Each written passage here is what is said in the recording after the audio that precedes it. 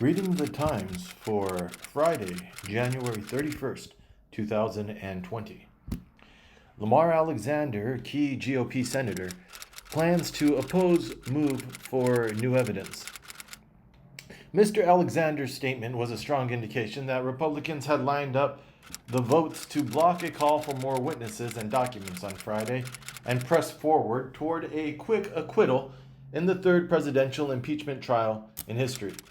Therefore, I will vote in support of the motion to allow witnesses and documents to be subpoenaed.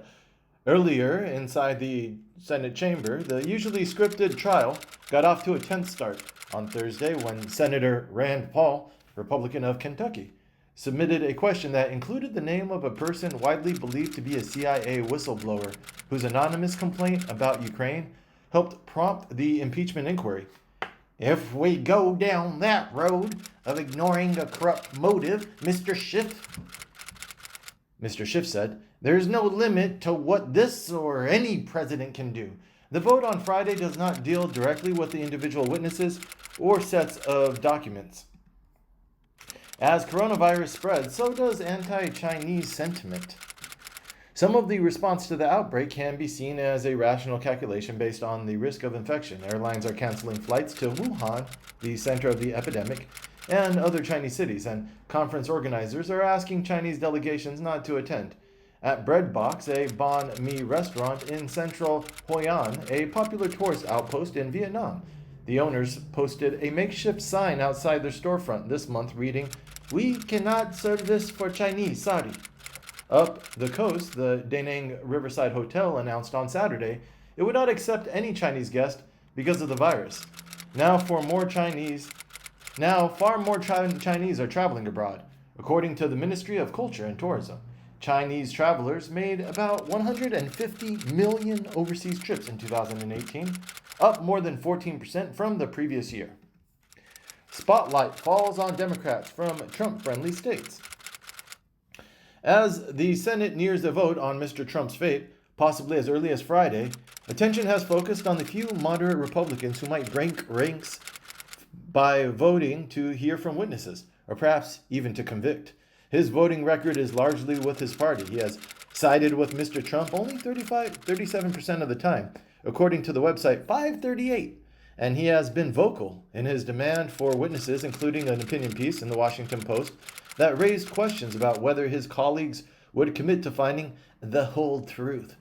But there will be a backlash against Mr. Jones at the ballot box in November if he votes to convict the president, said Scott Jennings, a Republican strategist and former advisor to Senator Mitch McConnell of Kentucky, the majority leader.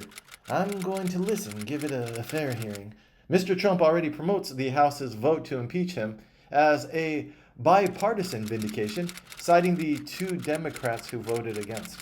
Tax system favoring Central Park co-ops and Brooklyn brownstones could end. New York City's antiquated method of calculating property tax has long allowed owners of multi-million-dollar brownstones in Brooklyn and high-rise co-ops by Central Park to pay less in taxes than working-class homeowners in the South Bronx, relative to the value of the properties. The Commission's proposal would eliminate those benefits and would require owners to pay property taxes based on full market value. A property's assessed value is then calculated at 6% of the market value, but it cannot increase more than 6% a year or 20% in 5 years. How Iowa could decide Joe Biden's fundraising future. Joseph R. Biden, the Jr., campaign quiet. Oh, technical difficulties. One moment. Excuse me. Joseph R. Biden Jr.'s campaign has quietly rolled back hundreds of thousands of dollars of television and reservations in New Hampshire and South Carolina in recent weeks and redirected the funds to buy more ads in Iowa instead. Mr. Biden's campaign and a super PAC supporting him are on pace to churn through nearly $9 million on television ads in Iowa ahead of the caucuses on Monday, while spending virtually nothing so far in other 3 states than that vote in February. Mr. Shkaley, the super PAC strategist, who cannot legally coordinate with the campaign, said he was following the signals of the official Biden operation and determining that the immediate, highest, and best use of the super PAC funds was to lean in Iowa because that's what the campaign was doing. Despite the nearly $9 million in combined spending, the Biden campaign and super PAC have still been outspent on the Iowa airwaves by Mr. Sanders, Mr. Buttigieg, and the billionaire financier Tom Steyer. The disparity is jarring, with the Biden campaign super PAC paying 4 times as much for the same ads as the campaigns, blunting the advantage of having a super PAC. Mr. Sanders paid $375 for 30-second ads on the 6 a.m. news on KCCI in Des Moines last week. The Biden super PAC paid $1,800. Britain's Brexit shrug. Let's just get on with it. Britain formally exits the European Union on Friday night, casting off from the continent after nearly half a century and ending a debate that has convulsed the country for more than 3 years. Brexit has largely vanished from the front pages, replaced by the saga of Prince Harry and his wife Meghan, whose decision to leave Britain seems to fascinate people more than Britain's decision to leave the European Union. At Oxford, students marked Britain's departure from the bloc by creating a website that features interviews of young people, mostly Europeans, in which they were asked to name their most formative, best and worst European moments. More violence, fewer prisoners inside Mexico's criminal justice reform. Unlike the previous system in which court procedures were largely conducted behind closed doors, with a judge reviewing written arguments and evidence, the new system was based on oral trials that allowed prosecutors and defense lawyers to present their cases in open court. The drafts have stunned judges, defense lawyers, legal scholars, and other experts in the Mexican criminal justice system, particularly those who have spent years helping to implement the new 2008 reforms. It's quite an extensive digression, said Jorge Arturo Gutierrez Munoz, a former judge who now works as a consultant and teacher for the new justice system.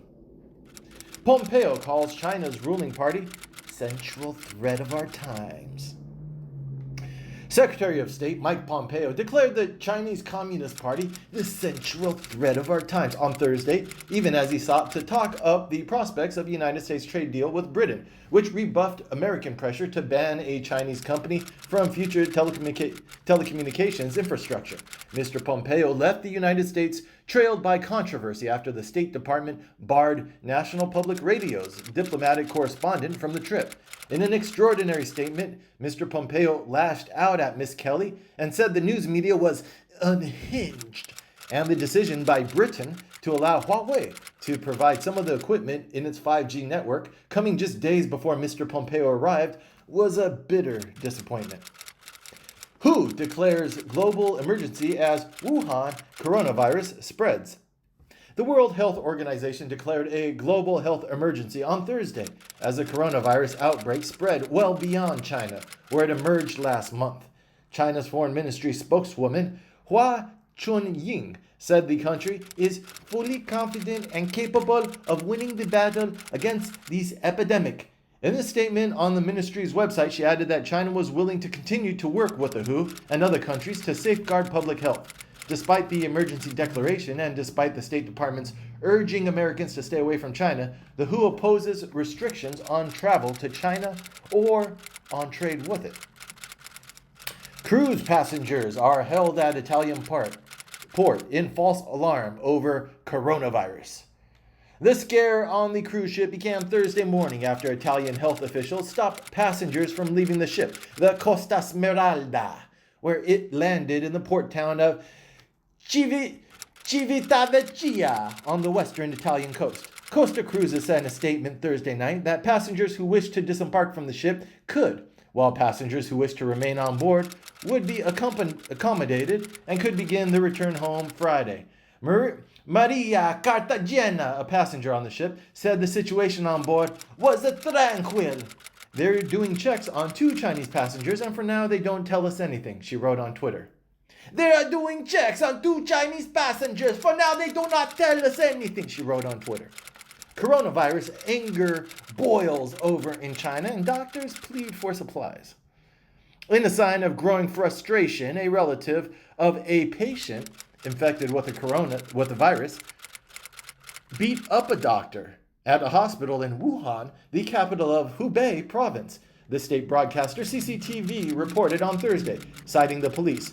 We tried to persuade the 2 returnees from Wuhan for many hours to be tested, Prime Minister Shinzo Abe said in a parliament that's a Japanese guy, said in a parliament on Thursday when asked about the government's treatment of repatriated citizens. Local Wuhan residents who aren't worried about being sick aren't even going on the streets, Chen Kyoshi, a Beijing-based lawyer who had been in Wuhan since the lockdown began, said in a video blog posted on Thursday. State Department warns against traveling to China amid coronavirus outbreak.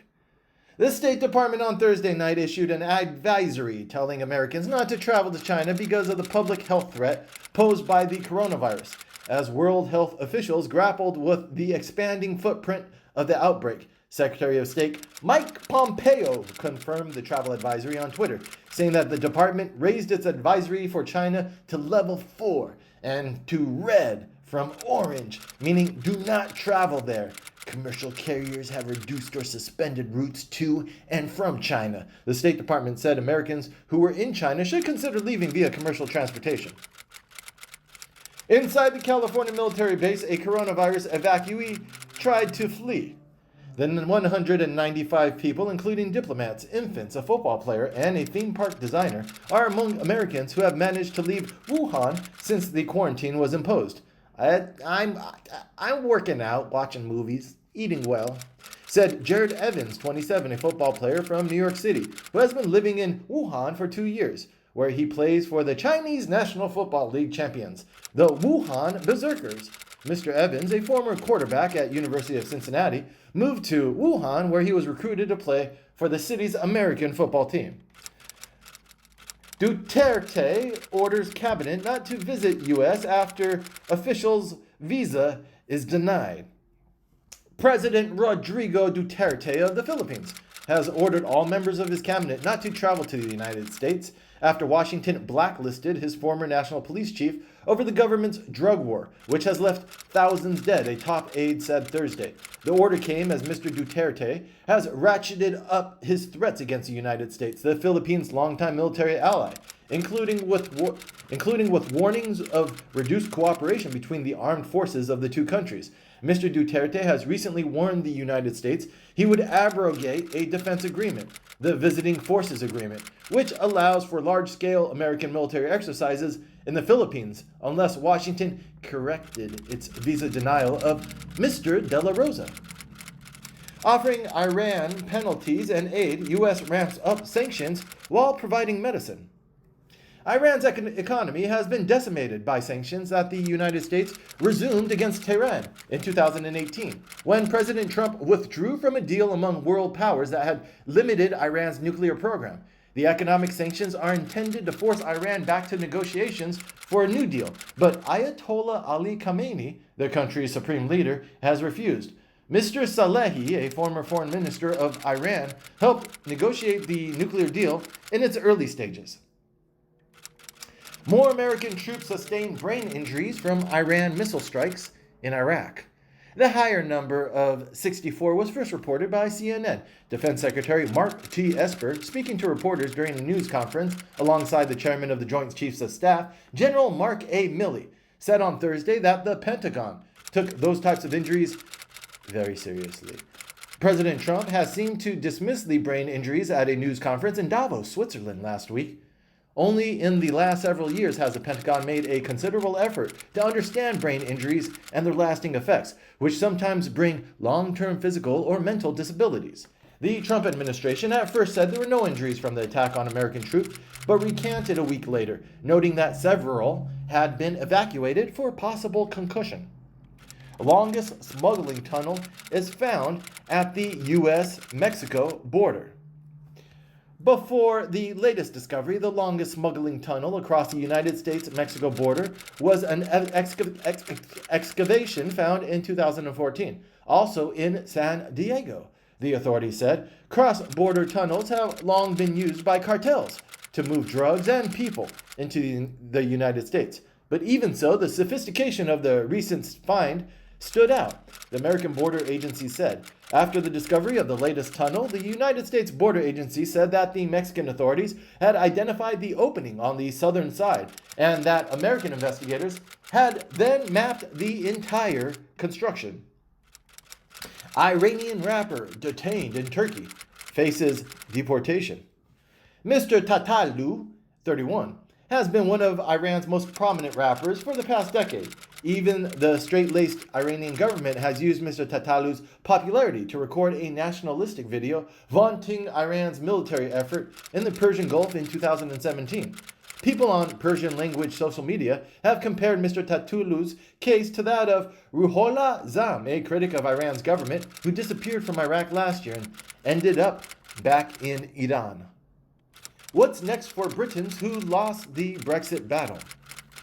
Britain's Remainers, who fought for years to stay in the European Union, are reckoning with how to keep afloat a movement that may not get another chance to reverse Brexit for 30 or 40 years. Portraits of Brexit Day. UK celebrates and mourns leaving... Oh my gosh. Erase this. 1 moment. 3 years after Brexit voted to leave the European Union, dividing the nation as never before, it makes the departure Friday night. More than 3 years ago, more than 3 years on, they still have not defined Brexit, said Tom Baldwin, who helped run the People's Vote, the umbrella group that organized marches for a second Brexit referendum. French cardinal acquitted of abuse cover-up on appeal. Cardinal Barberin argued in court, and the appeals court agreed. He wasn't legally obligated to report the allegations to the authorities because Father Praynat's victims were adults when they alerted the cardinal about the abuse, and because he did nothing to intentionally discourage them from going to authorities themselves. Ray Solier, a lawyer for the cardinal, told reporters in Lyon on Thursday he was more than satisfied, and the cardinal should not be an expiatory victim, held responsible for the failings of the entire Catholic Church. My thoughts today always go to the victims. Matteo Bruni, a Vatican spokesman, said on Thursday the Holy See reiterates its proximity to all victims of abuse, and that it was at the side of the church in Lyon, which had been sorely afflicted.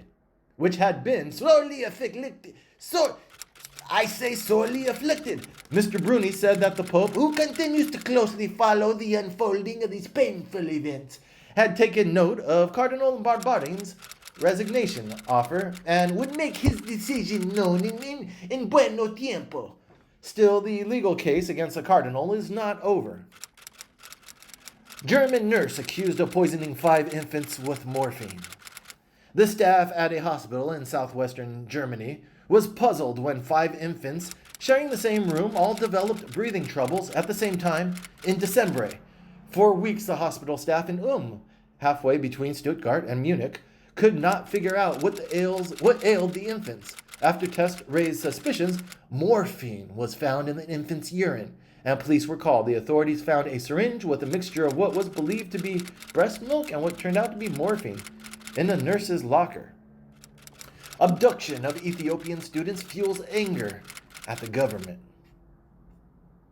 Ethiopians are taking to the streets and to social media to protest their government's failure to find at least a dozen university students and 5 other people who were believed to have been kidnapped from a bus by masked men in December, in the latest in a chain of ethnically driven conflicts. In November, the government confirmed the death of 3 students, 2 at Waldia University in Amhara region and 1 at Dembidolo University.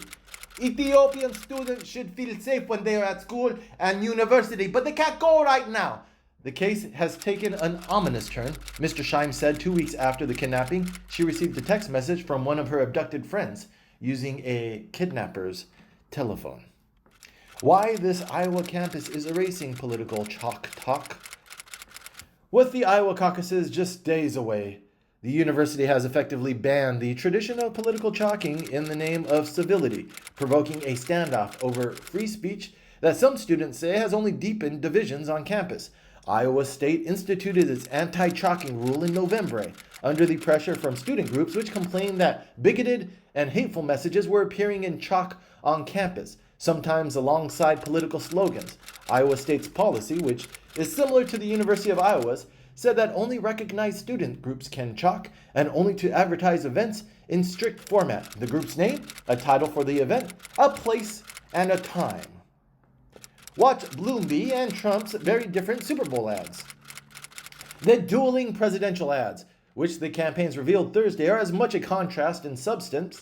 The Trump ad celebrates a safer America, while the Bloomberg ad points to children killed by gun violence, as they are a show of financial might and messaging power. The screen that shows white text on a black background, 2,900 children die from gun violence every year. That figure has been cited by Everytown for gun safety, a gun control group primarily financed by Mr. Bloomberg. It's a very wide net. It's a broad swath of Americans, and this is an issue that there's been an awful lot of agreement on. The campaign said it has selected an ad about gun violence for Super Bowl slot because it was an issue central to Mike Bloomberg. Indeed, Mr. Bloomberg, the former mayor of New York, made the final call. Are Democratic voters truly divided by ideology? Despite differences in the demographics of people who support them and their ideological labels, there were few differences in the beliefs and priorities of the candidate supporters. All of the candidate supporters believe that preventing a complete ban on abortion is a top priority, with support ranging from 82% among Ms. Klobuchar's backers to 91% for Mr. Buttigieg's, and with priorities ranging from first to fourth in importance. Mr. Sanders supporters may place slightly more importance on subsidizing low-income health care relative to others, and Ms. Warren supporters join them with respect to the importance of providing government-run insurance to everyone. But these differences are not big, and the issues still rank lower than many other policies. Everyone wants a piece. In the last 48 hours, Senator Mitch McConnell, the majority leader, and the rest of the Republican leadership team have rallied their senators against tomorrow's vote to hear new witnesses and consider more evidence, effectively shutting down the trial and speeding toward a presumed acquittal. The revelation threatened to turn the trial on its head. Republicans suddenly anticipated a majority vote to hear witnesses and began to suggest they would call Hunter Biden, Joe Biden's son, in a kind of witness exchange. You cannot be acquitted if you don't have a trial, and you don't have a trial if you don't have witnesses and documentation. Biden's push for labor support is burdened by Obama-era baggage. Joe Biden is complete status quo. Since Mr. Biden began his third campaign for the presidency last April, his supporters have portrayed him as a Democrat best positioned to win back union members who deserted the party in 2016 in crucial industrial states.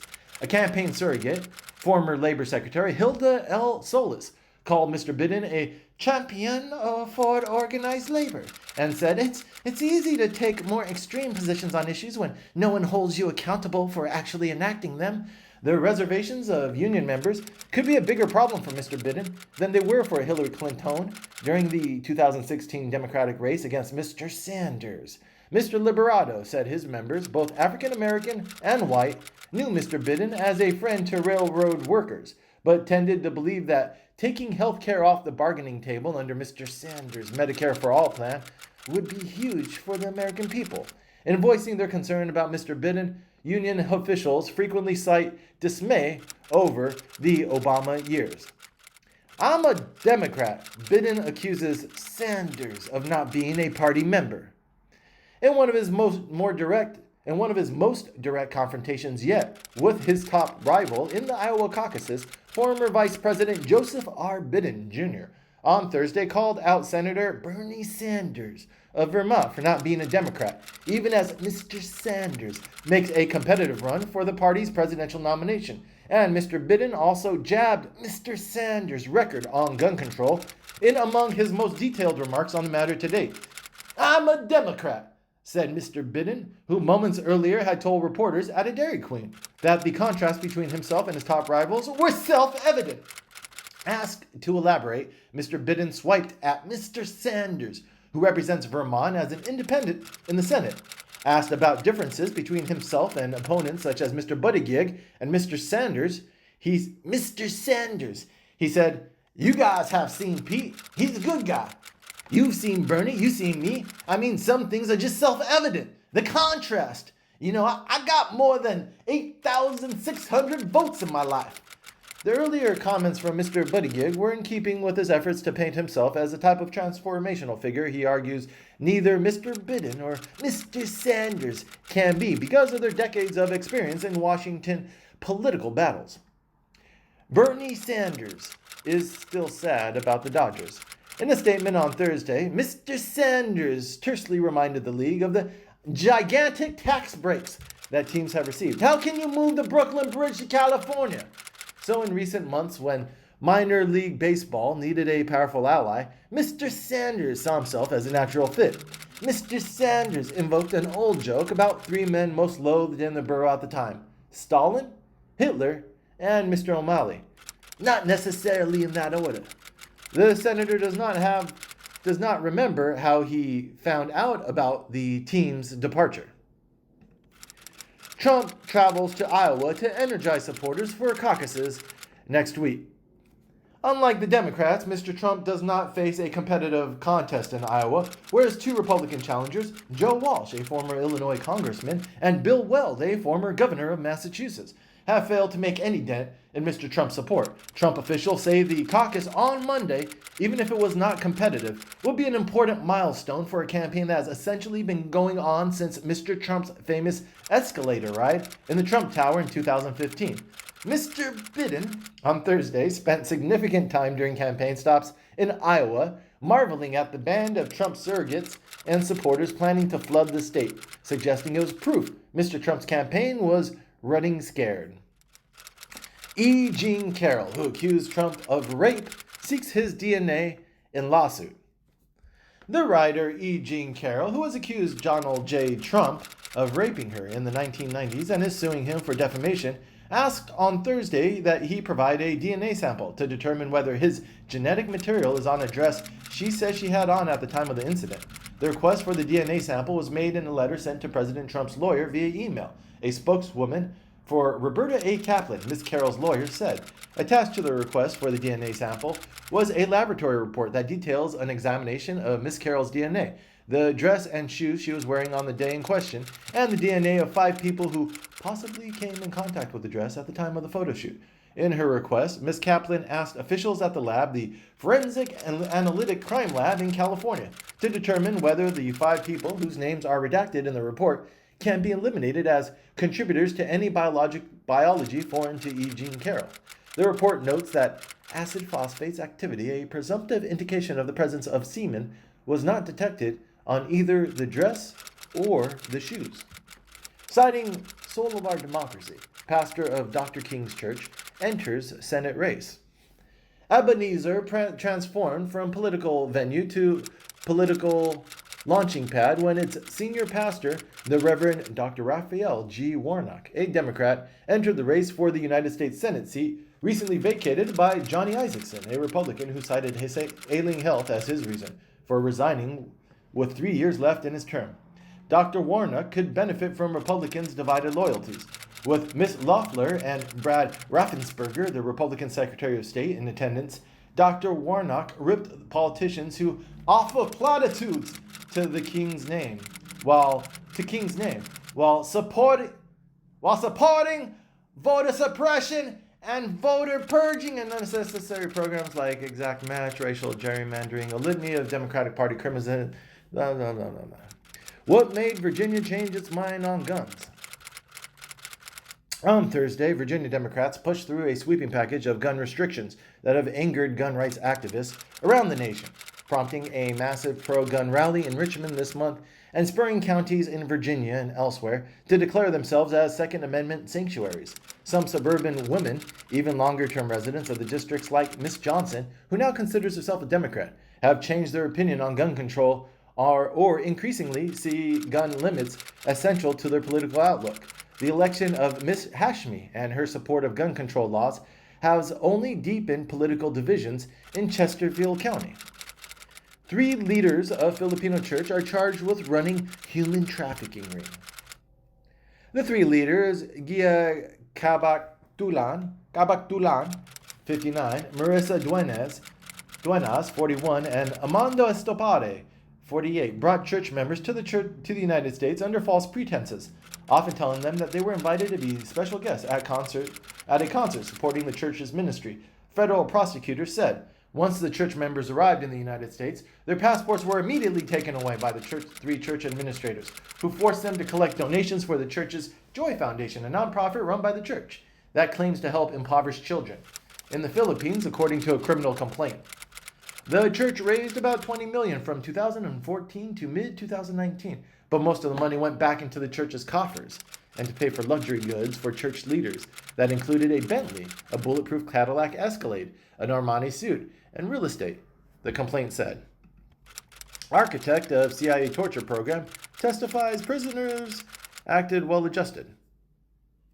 For 8 days, defense lawyers used CIA cables from the black sites to question Dr. Mitchell about the interrogation program he designed to pressure Qaeda suspects to answer CIA questions by using waterboarding, sleep deprivation, and methods known as short shackling and walling. Mr. Mohammed, Dr. Mitchell said, volunteered before he was waterboarded, but after he was brutally interrogated in Afghanistan, that he was responsible for the September 11th attacks that killed 2,976 people in New York, Pennsylvania, and at the Pentagon.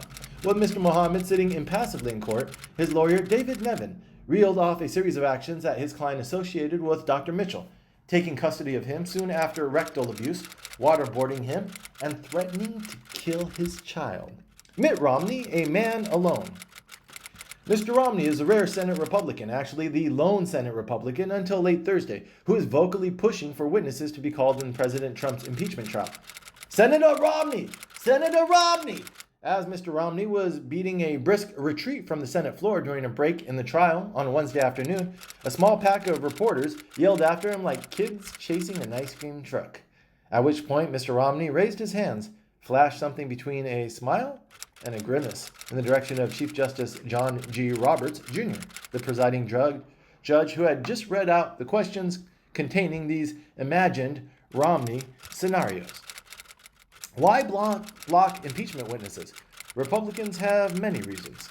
The debate will play out on the Senate floor on Friday as House Democrat prosecutors and the president's defense team make their respective cases on the pivotal question of whether to subpoena new witnesses and documents and what could be the climactic moment of the trial. Senate rules require that if the House approves articles of impeachment, the Senate must convene as a court of impeachment, meeting every afternoon, 6 days a week, until the trial is completed, crowding out legislative business. Democrats scoff at the idea that members of the House would routinely send impeachment articles across the rotunda to torment the Senate. Recording surfaces of another Trump meeting with Parnas and Fruman. A lawyer for Lev Parnas, the former associate of President Trump's personal lawyer, Rudolph W. Giuliani, who has offered to testify at the impeachment trial, released a new recording on Thursday of Mr. Trump meeting in April 2018 with a small group of donors at his private club in Florida. Mr. Trump has sought to distance himself from the two men, who would later become integral players in Mr. Giuliani's effort to pressure Ukraine into announcing investigations that could help the president's 2020 re-election campaign. At Mar-a-Lago, Dr. Al Bezem can be heard on the recording telling Mr. Trump, "I'm here to thank you very much for your courageous acts. I cannot tell you how much Syrian Americans are indebted to you." Mr. Trump replied, "So they like the raid?" Dr. Al Bezem and her associate assured the president that Syrian Americans were thankful but also pushed Mr. Trump to take a harder line against Mr. Assad. "Well, give me information on that, okay?" Mr. Trump asked the woman. Chief Justice denies senator's bid to name person thought to be whistleblower. Although neither the Intelligence Community Whistleblower Protection Act of 1998 nor related statutes explicitly give a whistleblower the right to anonymity, some lawyers and experts have said exposing the identity of a whistleblower could expose them to retribution or be tantamount to trying to intimidate a witness. Joseph McGuire, the acting director of national intelligence, has said the whistleblower followed the procedures properly, and the intelligence officials have informally told their staff that the anonymity of the whistleblower should be respected. As the impeachment inquiry expanded beyond the allegations contained in the whistleblower's initial complaint, Mr. Trump's defenders repeatedly pressed for an examination of the whistleblower's motives. Trump lawyers' impeachment argument stokes fear of unfettered power. Mr. Dershowitz did not attend the impeachment trial on Thursday, but another member of the president's defense team, Patrick Philbin, also distanced himself from the impression Mr. Dershowitz had left. At one point, he invoked something else Mr. Dershowitz had said, hastening to add, and I don't mean in the more radical portion of his explanation of his theory. At another point, Mr. Philbin said that the suggestions has been made that because of Professor Dershowitz's comments that the theory that the President's counsel is advancing is the president can do anything he wants if he thinks it will advance his reelection. Any quid per quo, anything he wants, and anything goes. And that is not true. On Twitter, Mr. Dershowitz said the intended meaning of his remarks of the previous evening, which circulated widely on social media and aired repeatedly on television, have been distorted. The larger context was that under Mr. Dershowitz's theory, even a president who nakedly abuses power without any reference to the purported public good cannot be impeached, so long as there is no indictable offense. Trump administration unveils a major shift in Medicaid. With fewer dollars to provide care for millions of people, let alone address current and future public health issues, CMS is opening the floodgates to allow states to cut benefits and limit services. The new funding option could possibly have the effect of increasing the number of Medicaid beneficiaries in some states, namely the 14 that have not yet expanded Medicaid, who might see it as a more conservative way to move forward in covering poor adults. What is less clear is how many states will want to do that and be willing to roll the dice with a cap on federal contributions. States can use the new approach only with adult beneficiaries younger than 65 who aren't eligible for Medicaid because of pregnancy, a disability on their need for long-term care. In essence, those whom the Affordable Care Act gives states the option of covering. Although the federal program generally pays between 50 and 77% of the state's total Medicare costs, depending on the state's wealth, it covers as much as 90% of the cost for adults who became eligible for Medicaid under the Affordable Care Act. House votes to repeal 2002 military authorization in bid to rein in Trump on Iran. The House on Thursday moved to block President Trump from taking military action against Iran without the approval of Congress, voting to repeal a 2002 war authorization and to bar him from use of federal funds to mount an unauthorized strike against Iran. In voting to repeal the 2002 law, the House was moving to reclaim congressional war powers by revoking a measure that 3 successive presidents have used to justify all manner of strikes without securing prior approval from the legislative branch.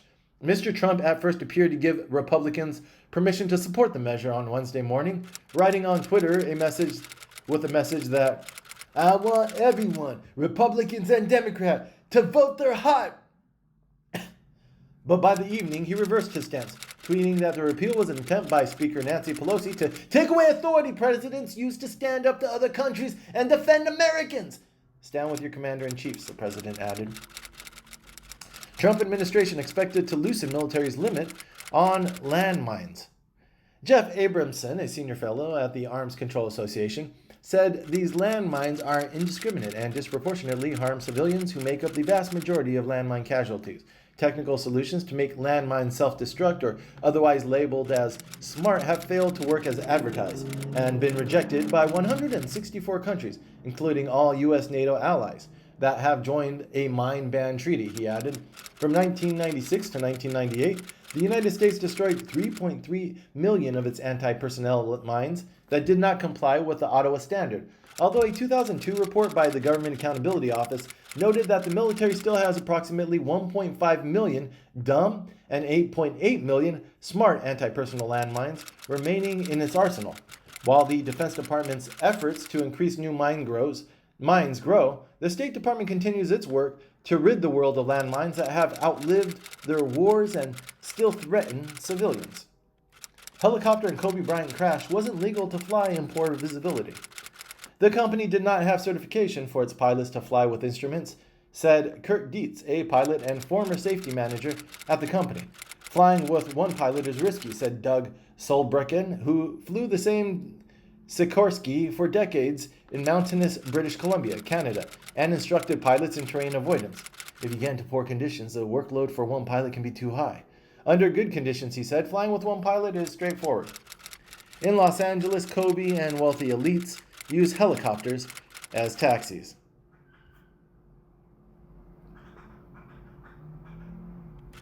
The ability to rise above some of the worst traffic in the country has been not just a status symbol, but a necessity for a certain class of wealthy Angelinos who use helicopters to escape the tyranny of the 405 freeway and downtown gridlock, said DJ Waldy, a Los Angeles native who has written about the city helicopters and is best known for Holy Land, his memoir of suburbia. Patrol helicopters from the department's Air Division, the largest police helicopter fleet in the country, assist officers on the ground, flaring spotlights down streets and into backyards to search for suspects at night. Every homie has had a helicopter experience. The Reverend Gregory Boyle, who runs Homeboy Industries, a nonprofit group that helps former gang members escape the street life, wrote in a text message. Trump's Middle East plan, starting point or dead end. The vision to improve the lives of the Palestinian and Israeli people, as it was styled, has been in gestation for nearly 3 years, and Mr. Trump's negotiators, his son-in-law, Jared Kushner, and his former business lawyer, Jason Greenblatt, had extensively consulted with Arab leaders who would be needed to push the Palestinian Authority president, Mahmoud Abbas, back to the negotiating table. Throughout, the plan reflects Mr. Trump's embrace of the wishes of Israeli nationalists and his Jewish and evangelical donors, and a disdainful attitude toward the Palestinians. In December 2017, the president signaled a major shift when he announced that the embassy would move and that Jerusalem, a central source of dispute between Jews and Arabs, had always treated as a key point for compromise in any peace, was now off the table.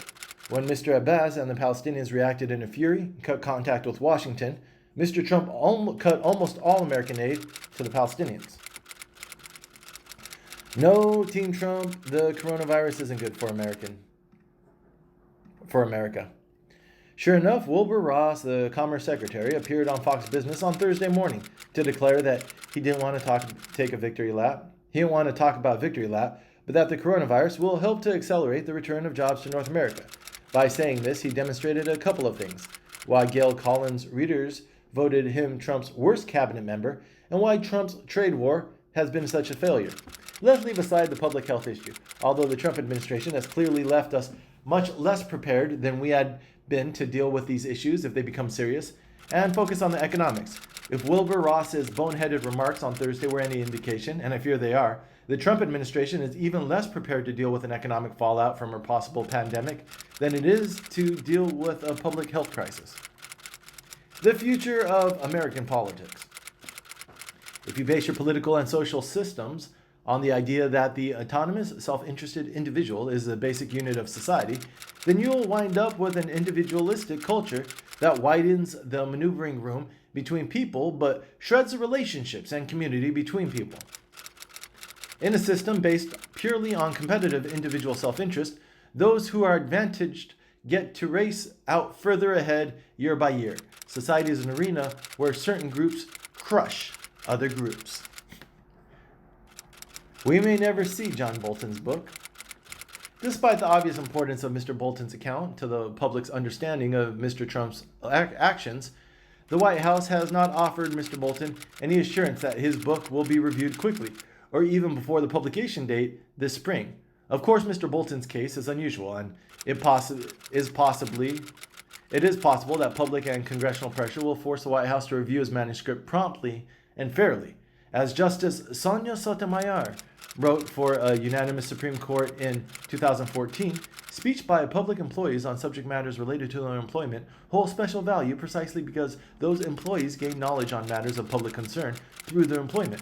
Mr. Bolton is an unlikely standard bearer for the public right now, having worked at the highest level of administration, notorious for its hostility to the First Amendment. Can Pope Francis deliver a debt miracle for Argentina?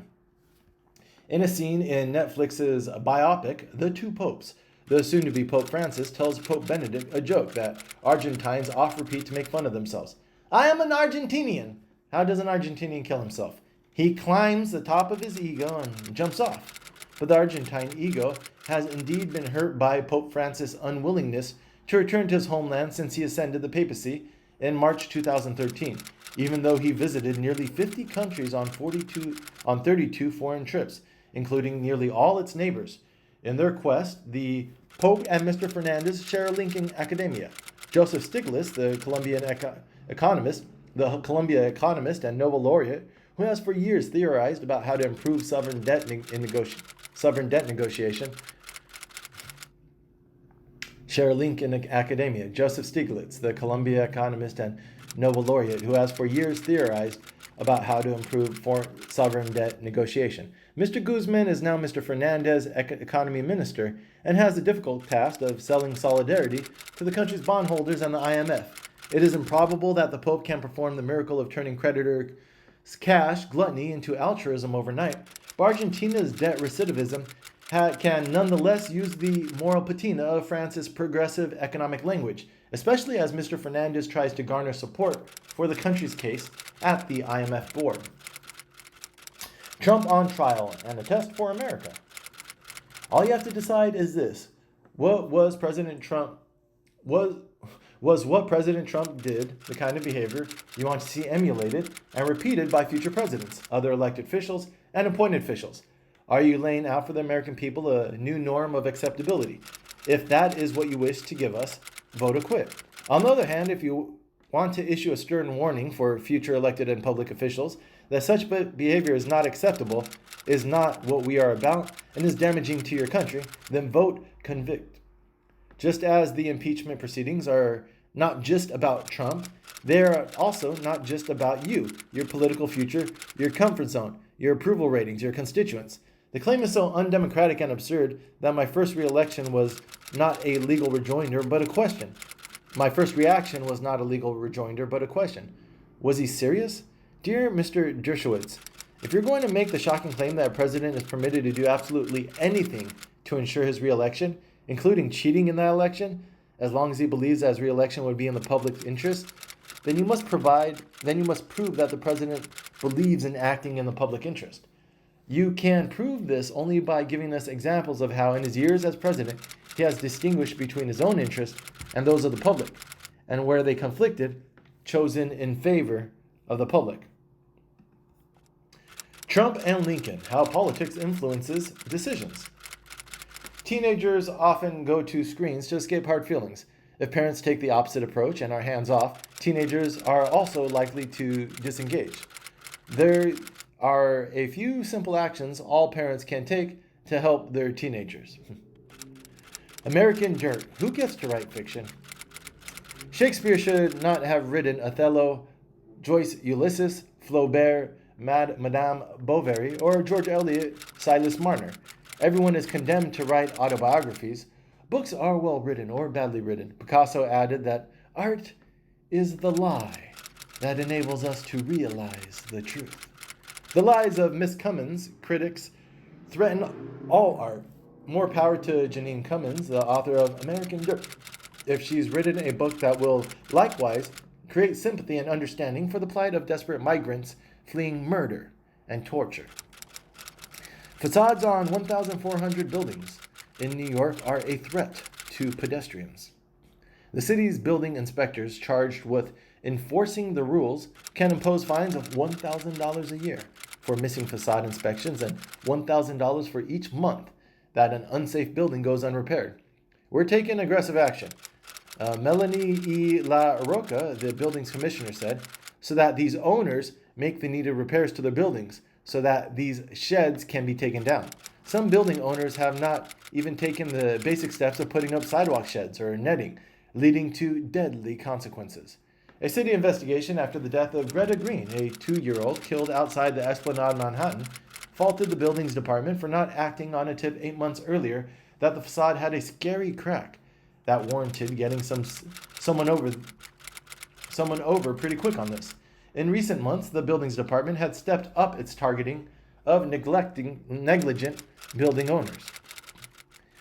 Fotis Dulos, Connecticut man accused of killing Jennifer Dulos, is dead. The police began to investigate Miss Dulos' disappearance after she missed appointments in New York City, did not answer multiple text messages and calls. Mr. Pattis, who has insisted repeatedly that Mr. Dulos played no part in Miss Dulos' disappearance, said he had submitted a motion on Thursday asking that prosecutors continue the criminal case so that Mr. Dulos' name could be cleared. When the police investigated Mr. Dulos' home after the suicide attempt, they found a note in which he professed his innocence in Miss Dulos' disappearance and said that his lawyers had the evidence that would prove it, according to court documents. A novel plan to fix one of New York's worst highways: remove lanes. If the plan's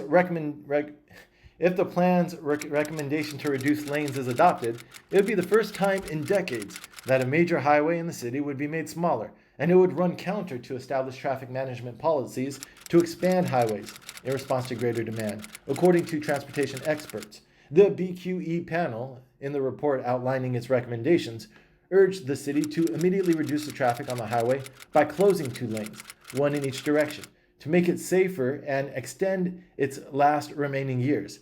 Catherine S. Wild, a member of the BQE panel, who is the president and chief executive of the Partnership for New York City, an influential group of business leaders, said reducing the number of traffic lanes will make the highway safer and also encourage drivers to seek other travel options. Brexit is finally happening, but the complicated part is just beginning. Though Brexit will officially break ranks from the European Union, though Britain will officially break ranks from the European Union on January 31st, nothing will change in reality during a transition period running through the end of the year. European authorities have warned that the more Britain deviates from the European standards, the more they will restrict access to the continent's enormous marketplace. Britain's divergence from European product safety standards could prompt global automakers to further diminish investment at factories in neighboring England, jeopardizing sales for Scottish auto parts makers. Ginny Rometty to step down as CEO of IBM. IBM said the transition was culmination of a lengthy succession process that began more than a year ago, with Ms. Rometty collaborating closely with the rest of the IBM board. Much of her nearly 40 years at IBM was spent in sales and building up IBM's big technology services business. IBM is a company that has long provided ample opportunities for women, said Ms. Harleton, who, like Ms. Rometty, was an IBM employee as far back as the early 80s. This is a very progressive company, she said. California, mired in a housing crisis, rejects an effort to ease it. For years, a determined state senator has pushed a singular vision, a bill changing California's devotion to both single-family housing and motor vehicles by stripping away limits on housing density near public transit. There is broad agreement that the state's extraordinary cost of living and escalating homeless problem is rooted in a shortage of housing in general and a dearth of lower-cost housing in particular. Though the governor's office says it still wants a big housing bill like SB 50, Mr. Newsom has also declared that zoning reform is useless if cities don't build in line with state housing plans. Wall Street shrugs off risks related to viral outbreak in China. Wall Street shook off growing fears that a mysterious and fast-moving virus in China could hurt the global economy, even as international markets were hit by those concerns on Thursday. The American labor market remains strong and growing, while unspectacular. The American labor market remains strong and growth, while The American labor market remains strong and growth, while unspectacular, has been steady. In recent weeks, the market-based probability derived from prices in the Fed funds futures market of a rate cut at the Fed's June meeting jumped to roughly 40% from 15%, according to data from CME. In part, that could reflect investors' confidence that the Fed would respond if the growing outbreak in China truly did threaten the outlook for economic growth. Japan seeks arrest of 3 Americans accused of helping Gossen escape. In a news conference, a deputy chief prosecutor, Takahiro Saito, said Peter Taylor had played an important role in the escape, having met with Mr. Gossen at least 7 times in Tokyo between July and the day of his escape on December 29. Mr. Saito said he believed the younger Mr. Taylor had been a key conduit for planning the escape, ultimately reserving a Tokyo hotel room for Mr. Gossen and providing him with the key. Mr. Hironaka told reporters afterwards that prosecutors had tried to confiscate materials Mr. Gossen used to prepare his defense, forcing open a door in the office and breaking open drawers and cabinets they believed might contain relevant documents. Trump administration moves to relax rules against killing birds. The Trump administration on Thursday moved to drop the threat of punishment to oil and gas companies, construction crews, and other organizations that kill birds incidentally, arguing that businesses that accidentally kill birds ought to be able to operate without fear of prosecution. According to internal documents recently obtained by New York Times, the Trump administration has discouraged local governments and businesses from taking simple precautionary measures to protect birds, and federal wildlife officials have all but stopped investigating most bird deaths. How a legal opinion has impacted migratory birds killed. I have to erase this. Just one moment, technical difficulties. A Trump policy clarification all but ends. I have to erase this too. You could tell I'm tired. With a presidential election coming in November, the Trump administration is moving quickly to finalize dozens of regulatory rollbacks and other actions to weaken environmental protections viewed as burdensome by the industry. Trump called Powell an enemy. Ugh, was the response inside the Fed. An August 23rd tweet in which Mr. Trump called the Fed chairman, Jerome H. Powell, an enemy of America, appears to have prompted some hand-wringing inside the central bank. My only question is, who's our biggest enemy, Jay Powell or Chairman Xi? Mr. Trump wrote just moments after Mr. Powell wrapped up his speech at the Monetary Policy World's top annual press conference in Jackson, Wyoming. Mr. Trump, who himself nominated Mr. Powell to lead the Fed, had long complained about the central bank's 2018 rate increase and has griped the officials were too slow in reversing course. Minutes after the president posted his tweet, the Fed's communication director, Michelle Smith, sent an email to Richard Clarida, the Fed vice chairman, with screenshots of the tweets based on documents released through a Freedom of Information Act. The Fed wants to loosen rules about big banks and venture capital. Chris Cole, the senior regulatory counsel for the Independent Community Bankers of America, a trade group that represents small banks, said the group was taking Ms. Brainard's concern seriously and studying the proposal to try to decide whether the loosening of restrictions on big banks' venture capital investments went too far. The control definition makes it easier for funds to invest in banks and the banks to invest in venture capital. It's kind of like more capital flow through the entire banking system, and clarifying the rules for making that happen. Randall K. Quarles, the Fed's vice chair for supervision, said a clear definition was necessary because the Fed's old framework created compliance uncertainty for banks. A private equity firm can now take a stake of up to 1/3 of a bank's total equity, or 24.9% of its voting equity, without worrying that the Fed would determine that it had a controlling interest in the bank, which it would suddenly subject it to a slew of bank regulations. Deutsche Bank reports huge loss for 2019. Deutsche Bank is also emblematic of the state of European banks, many of which are still struggling with the consequences of a financial crisis more than a decade ago. We have to take a series of landmark decisions and make good progress with the most radical transformation of Deutsche Bank for 2 decades. Shares of the bank rose 6% on Thursday. They've been a good investment for anyone who bought the stock when it hit bottom in August. Until Mr. Sewing, an expert in risk management, took over in 2018, Deutsche Bank was led by investment bankers reluctant to make drastic changes to the company's aggressive money-making strategy. Every day matters. Guardian stops accepting fossil fuel ads. The newspaper said in October that it would stop referring to climate change and use a term like climate emergency or climate crisis instead. We need to tackle it now. Every day matters, Catherine Viner, the editor-in-chief, said at the time. The executives conceded that the company could have taken bigger steps to put pressure on companies that advertise with them. The chief executives of major European oil companies have reacted to the criticism by saying they are working to reshape their companies into producers of energy that generates lower amounts of greenhouse gases, but that this shift will require decades, the cooperation of governments, and a range of industries, and acceptance by consumers. These brands said no to running Super Bowl commercials. Acreage Holdings made news last year when CBS turned down its pitch for a Super Bowl commercial, a rejection that still shows up in the marijuana company's marketing materials.